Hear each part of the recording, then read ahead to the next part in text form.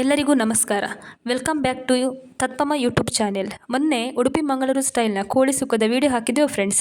ಅದಕ್ಕೆ ನಿಮ್ಮೆಲ್ಲರ ಪ್ರತಿಕ್ರಿಯೆ ಸ್ಪಂದನೆ ತುಂಬ ಚೆನ್ನಾಗಿತ್ತು. ಈ ವಿಡಿಯೋದಲ್ಲಿ ಶ್ರೀಮತಿ ಸೌಮ್ಯ ಇವರು ಒಂದು ಕಮೆಂಟ್ಸ್ನಲ್ಲಿ ಒಂದು ರಿಕ್ವೆಸ್ಟ್ ಮಾಡಿದರು, ಈ ಮಳೆಗೆ ಚಿಕನ್ ಕಬಾಬ್ ಇದು ಒಂದು ವಿಡಿಯೋ ಹಾಕಿದರೆ ಚೆನ್ನಾಗಿತ್ತು ಅಂತ. ಸೊ ಹರಬರ ಚಿಕನ್ ಕಬಾಬ್ ಮಾಡಲಿಕ್ಕೆ ನಾನಿಲ್ಲಿ 750 ಗ್ರಾಮ್ ಚಿಕನನ್ನು ತೆಗೆದುಕೊಂಡಿದ್ದೇನೆ. ಅದನ್ನು ಚೆನ್ನಾಗಿ ನೀರಿನಲ್ಲಿ ತೊಳೆದಿಟ್ಕೊಂಡಿದ್ದೇನೆ. ಈ ಚಿಕನ್ ಕಬಾಬ್ ಮಾಡಲಿಕ್ಕೆ ಇವರೇನು ಇಲ್ಲಿ ಕೊತ್ತಂಬರಿ ಸೊಪ್ಪು, ಪುದೀನ ಸೊಪ್ಪು, ಈ ಕಾಯಿಮೆಣಸನ್ನೆಲ್ಲ ಹಿಡ್ಕೊಂಡಿದ್ದಾರೆ ಅಂತ ನೀವು ಅಂದ್ಕೊಳ್ಬಹುದು. ಆದರೆ ನಾನಿಲ್ಲಿ ಯಾವುದೇ ತರಹದ ರೆಡಿಮೇಡ್ ಕಬಾಬ್ ಪೌಡರನ್ನು ಯೂಸ್ ಮಾಡ್ತಾ ಇಲ್ಲ. ನಾನು ಮನೆಯಲ್ಲೇ ಸಿಗುವಂತಹ ಕೊತ್ತಂಬರಿ ಸೊಪ್ಪು, ಪುದೀನ ಸೊಪ್ಪು ಇದನ್ನೆಲ್ಲ ಯೂಸ್ ಮಾಡಿಕೊಂಡು ಹೋಮ್ ಮೇಡ್ ಹರಬರ ಚಿಕನ್ ಕಬಾಬನ್ನು ಇಲ್ಲಿ ಮಾಡಿ ತೋರಿಸ್ಲಿಕ್ಕಿದ್ದೇನೆ. ಸೊಪ್ಪನ್ನು ಸಾಮಾನ್ಯವಾಗಿ ಎಲ್ಲರೂ ತಿನ್ನಲಿಕ್ಕೆ ಇಷ್ಟಪಡೋದಿಲ್ಲ. ಹಾಗಿರುವಾಗ ನಾವು ಈ ಚಿಕನ್ ಕಬಾಬಿಗೆ ಈ ಥರ ಸೊಪ್ಪನ್ನೆಲ್ಲ ಯೂಸ್ ಮಾಡಿಕೊಂಡೆಲ್ಲ ಮಾಡಿದರೆ, ಈ ಥರ ಆದರೂ ಆರೋಗ್ಯಕ್ಕೆ ಹೋದರೆ ಎಷ್ಟು ರುಚಿಕರವಾಗಿ ಆರೋಗ್ಯಕರವಾಗಿರ್ತದೆ ಅಂತ ನಾನಿಲ್ಲಿ ತೋರಿಸ್ಕೊಳ್ತೇನೆ.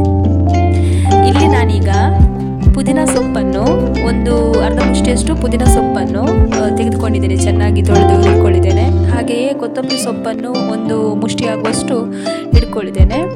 ಹಾಗೆಯೇ ಕಾಯಿಮೆಣಸು ಒಂದು 6-7 ಕಾಯಿಮೆಣಸು ಹಿಡ್ಕೊಂಡಿದ್ದೇನೆ. ನಮಗೆಲ್ಲ ಎಷ್ಟೆಷ್ಟು ಖಾರ ಬೇಕು ಅಷ್ಟು ಹಿಡ್ಕೊಳ್ಳಿ. ನನಗೆ ಸ್ವಲ್ಪ ಖಾರ ಜಾಸ್ತಿ, ಅದಕ್ಕೆ ಸ್ವಲ್ಪ ನಾನೊಂದು 6-7 ಹಿಡ್ಕೊಂಡಿದ್ದೇನೆ ಕಾಯಿಮೆಣಸನ್ನು. ಸೊ ನಿಮಗೆ ಎಷ್ಟು ಪ್ರಮಾಣದಲ್ಲಿ ಬೇಕು ಅಷ್ಟು ಕೊತ್ತಂಬರಿ ಸೊಪ್ಪು, ಪುದೀನ ಸೊಪ್ಪು, ಕಾಯಿಮೆಣಸನ್ನು ತಗೊಳ್ಳಿ. ನಾನು ಅದ್ರ ಜೊತೆಗೆ ಒಂದು 10-12 ಬೆಳ್ಳುಳ್ಳಿಯನ್ನು ತಗೊಂಡಿದ್ದೇನೆ. 1 ಇಂಚು ಇಷ್ಟು ಶುಂಠಿಯನ್ನು ತಗೊಂಡಿದ್ದೇನೆ. ಬೆಳ್ಳುಳ್ಳಿಯನ್ನು ಸಿಪ್ಪೆ ತೆಗೆದು ಹಿಡ್ಕೊಂಡಿದ್ದೇನೆ. ಹಾಗೆಯೇ ಮಿಕ್ಸಿ ಜಾರಿನಲ್ಲಿ ಇವಾಗ ಕಾಯಿಮೆಣಸನ್ನು ತುಂಡು ಮಾಡಿ ಹಾಕ್ತಾ ಇದ್ದೇನೆ ಮಸಾಲೆ ಮಾಡಲಿಕ್ಕೆ. ಅದೇ ನಾನು ಆಗಲೇ ಹೇಳಿದಾಗೆ ಒಂದು 6-7 ಮೆಣಸಿನಕಾಯಿಯನ್ನು ಹಿಡ್ಕೊಂಡಿದ್ದೇನೆ. ಹಾಗೆ ನಾನು ಆಗ ಅಂದರೆ 10-12 ಬೆಳ್ಳುಳ್ಳಿ ಮತ್ತು ಶುಂಠಿಯನ್ನು ಮಿಕ್ಸಿ ಜಾರಿಗೆ ಹಾಕ್ಕೊಳ್ತಾ ಇದ್ದೇನೆ. ಹಾಗೆಯೇ ಕೊತ್ತಂಬರಿ ಸೊಪ್ಪು, ಅದ ನಂತರ ನಾನು ಪುದೀನ ಸೊಪ್ಪನ್ನು ಸಹ ಮಿಕ್ಸಿ ಜಾರಿಗೆ ಹಾಕ್ಕೊಳ್ತಾ ಇದ್ದೇನೆ. ಇದೆಲ್ಲವನ್ನು ನಾನು ಚೆನ್ನಾಗಿ ತೊಳೆದಿಟ್ಕೊಂಡಿರುವಂಥದ್ದು.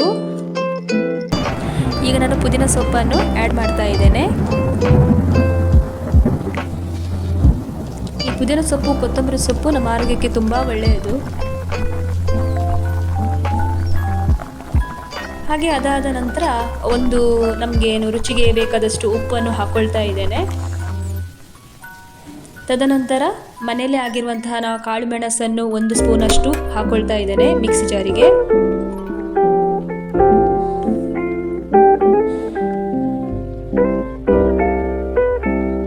ಹಾಗೆಯೇ ಸಣ್ಣ ಲಿಂಬೆ ಗಾತ್ರದಷ್ಟು ಹುಳಿಯನ್ನು ಸಹ ಮಿಕ್ಸಿ ಜಾರಿಗೆ ಆ್ಯಡ್ ಮಾಡ್ಕೊಳ್ತಾ ಇದ್ದೇನೆ.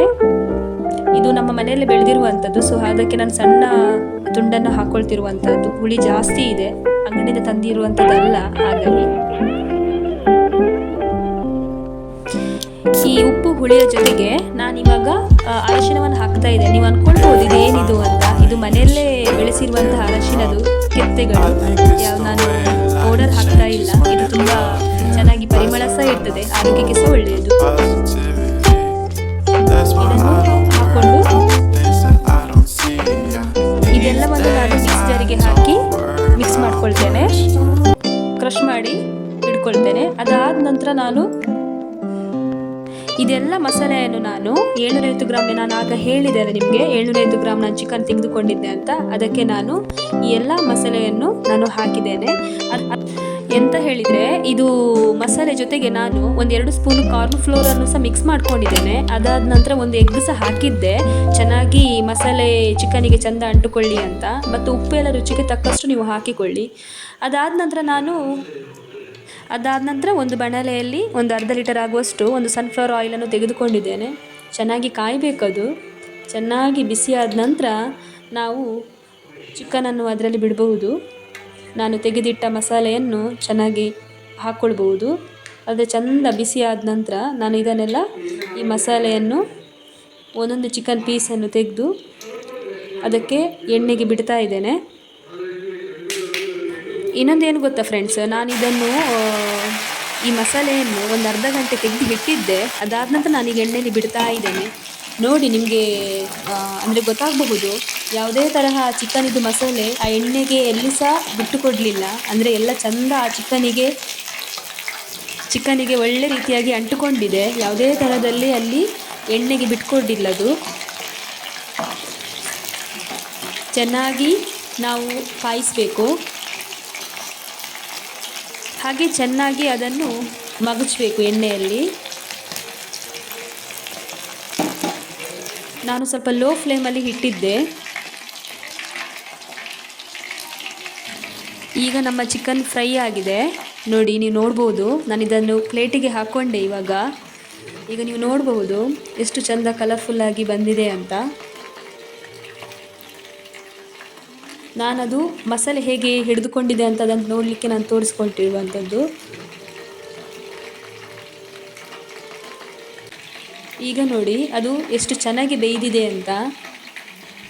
ಈಗ ನೋಡಿ ಫ್ರೆಂಡ್ಸ್, ನಮ್ಮ ಚಿಕನ್ ಕಬಾಬ್ ಎಷ್ಟು ಜ್ಯೂಸಿಯಾಗಿ ಒಂದು ಹರಾಬರ ಕಬಾಬ್ ರೆಡಿ. ಬಾಯ್ ಬಾಯ್ ಫ್ರೆಂಡ್ಸ್.